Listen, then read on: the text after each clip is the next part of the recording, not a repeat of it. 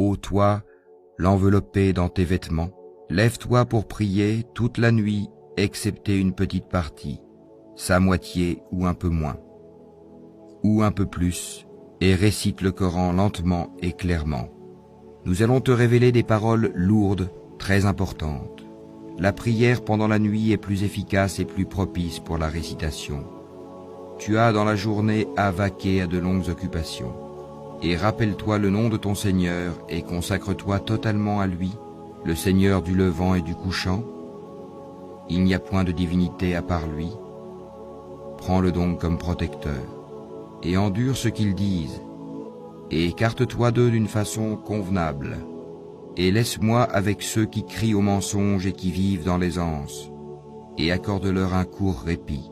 Nous avons pour eux lourdes chaînes et enfer, et nourriture à faire suffoquer et châtiment douloureux.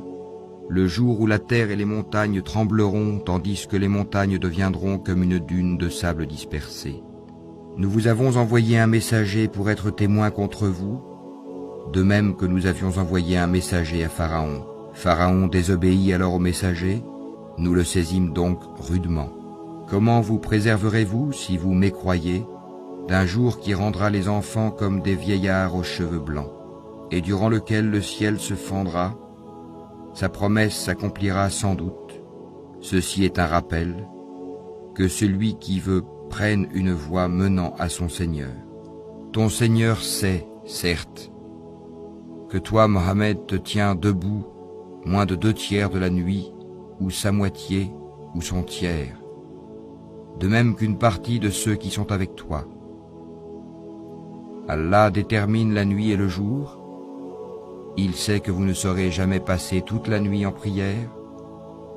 Il a usé envers vous avec indulgence. Récitez donc ce qui vous est possible du Coran.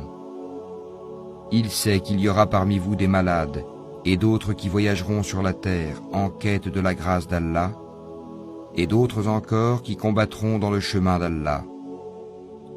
Récitez-en donc ce qui vous sera possible. Accomplissez la salat, acquittez la zakat, et faites à Allah un prêt sincère. Tout bien que vous vous préparez, vous le retrouverez auprès d'Allah, meilleur et plus grand en fait de récompense. Et implorez le pardon d'Allah, car Allah est pardonneur et très miséricordieux.